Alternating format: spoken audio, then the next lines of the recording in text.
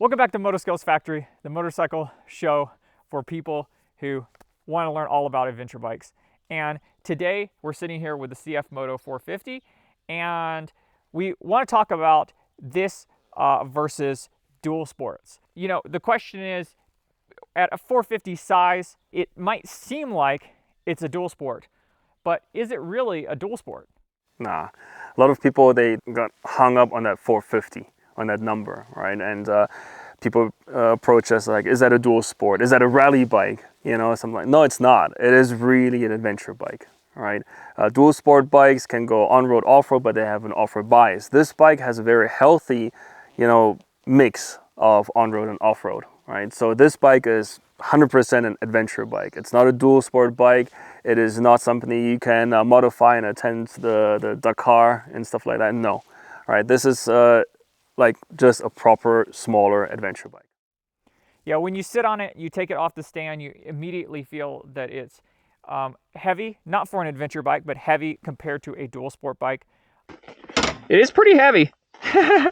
Yeah, once you ride it is okay. I mean, for an adventure bike, it's okay. Yeah. It is, you sit in the bike, not on the bike, and when you stand, there's a big difference between sitting and standing. Now that's also true for a lot of the Japanese dual sports. If you think about the CRF 250 and 300s, when you think about even a lot of the smaller bikes, they have low seats to be quite approachable. But even then, this is a twin-cylinder motorcycle, and so the engine characteristics of a twin is much different than a single. And so there's pros and cons to that. It's very smooth. It does have a snatchy throttle pickup when you first you know, open the throttle, but it's so smooth the way that a parallel twin is so smooth. They call single cylinder bikes thumpers, right? It's like da da da da da da da. It shakes, it rattles. If you have fillings, you might shake your fillings out, right? That is what a off-road motorcycle is, right? And one of the things is, an hour on this on the street is absolutely brutal. I you know, want to get off and go have a coffee. Recently, I was going through a tunnel that's on the East Coast, and I had to hold a steady speed because they have speed traps, average speed cameras, and it was torture. 15 kilometers held at the same speed, just going straight, is horrible on this thing. And this is much better. How is this thing going faster? An adventure bike is to more or less degree comfortable, right? It's part of an adventure bike, right? Some bikes have a little more comfort, some have a little bit less. Usually the bigger they get, they have more. But this bike is comfortable, all right? Like, to me, I would change the seat, yeah, to the higher seat, to the rally seat, but it is comfortable, all right? On the road, you can ride all day long on that bike, and it's still nice, all right, compared to a single cylinder, definitely. And a lot of people, they get on a dual sport bike and they immediately start complaining about how tall it is. It's too tall, my legs are too short, blah, blah, blah, blah, blah. And this is not like that, right? The seat is low, you can touch the ground and things of that nature. However, there is an advantage to that. When you get into technical things or you start going faster, the high center of mass, where all the weight is up high and it's between your legs, it makes it nimble, it makes it agile. And the low center of gravity here means that when you try to maneuver left and right, the weight is really far from you, and you don't have so much leverage on it the way you would if the weight was higher. What's a pro when you're stopped and you're maneuvering in a parking lot is a con when you're doing more technical stuff. And we quickly reached the limit of what this bike can do. We were coming up this trail behind us, and there was a lot of these baby head rocks, and you had to pick your line exactly where you wanted to go. And how did you feel when we were going through that? Yeah, this bike was all over the place. All right, but to me personally, you know, it's not like the center of mass on that bike is not as low as, for example, on an 890 or a 790 ADV. but it is definitely much lower than the one on the Tenere, and basically any bike, right, is lower than the Tenere.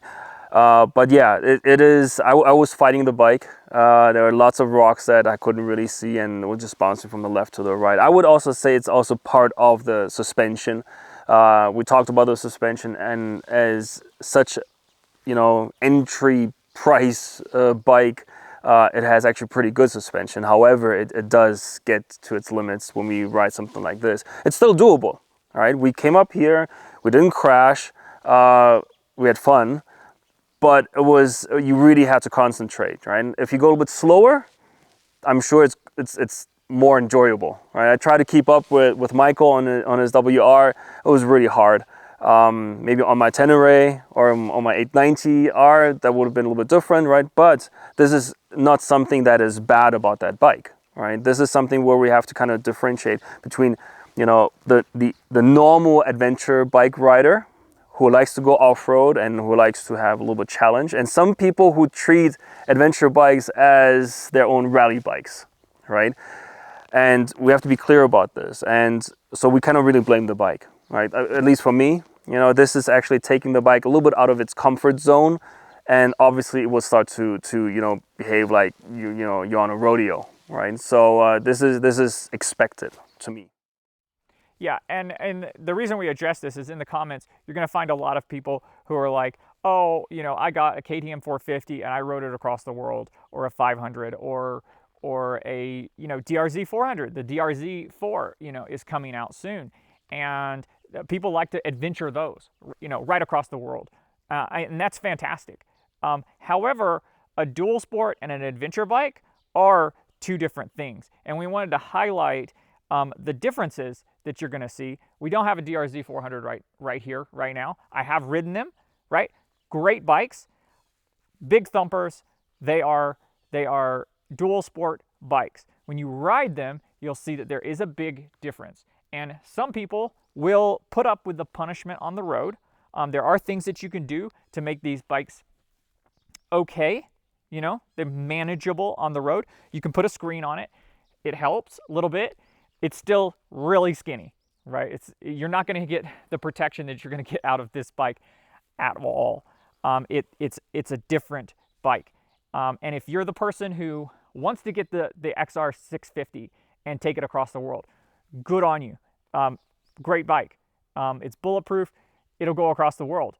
And you know, for me, I ride this on the street. I ride it off-road.